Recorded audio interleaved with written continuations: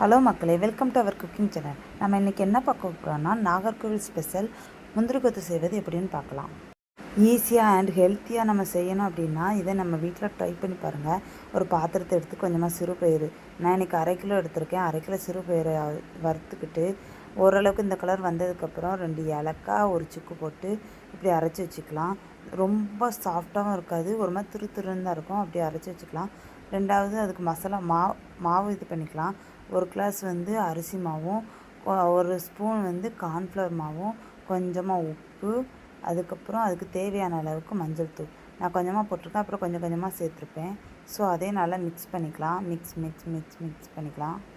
அதுக்கப்புறம் கொஞ்சமாக தண்ணி ஊற்றி கொஞ்சம் கொஞ்சமாக நம்ம இது பண்ணிக்கலாம். எப்படி வரணுன்னா, அதில் நான் காட்டும்போது ஸ்பூனில் எப்படி வருது அதேமாரி வச்சுட்டு 1/2 மூடி தேங்காய் எடுத்திருக்கேன். அதையும் நான் துருவின மாதிரி நான் அரைச்சி வச்சுருக்கேன். ரெண்டாவது கொஞ்சமாக நெய் ஊற்றிக்கலாம்.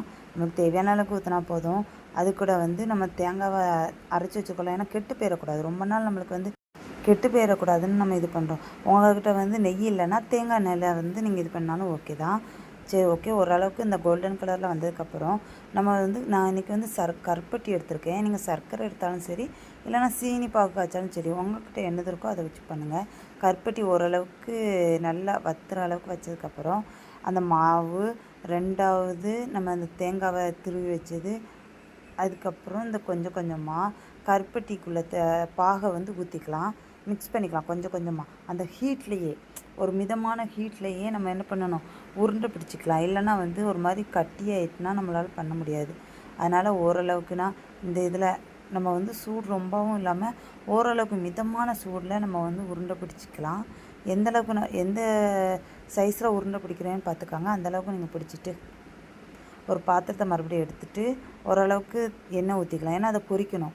ஸோ அந்த மசாலா நம்ம இது பண்ணி வச்சுருந்தாலும் அந்த அரிசி மாவு, அது கூட நம்ம உருண்டை பிடிச்சி வச்சுருக்கோம். உருண்டை நான் எப்படி பிடிச்சி வச்சுருக்கேன்னு பார்த்துக்காங்க. அதை அது கூட சேர்த்து ஓரளவுக்கு எல்லா இடமும் மிக்ஸ் ஆகிற அளவுக்கு வச்சுட்டு நம்ம எண்ணெயில் போட்டுக்கலாம். கொஞ்சம் வேலைப்பாடு தான், ஆனால் டேஸ்ட்டாக இருக்குது. இப்போ வரைக்கும் எங்கள்கிட்ட இருக்குது. செஞ்சு நான் 2-3 நாள் ஆகுது. ஆனால் எண்ணெயும் இருக்குது, கெட்டு போல் டேஸ்ட்டாகவும் இருக்குது. ஸோ நீங்கள் செஞ்சு பண்ணிங்கன்னா ரொம்பலாம் சூடு பண்ண ஓரளவுக்கு பொரிச்சா போதும்.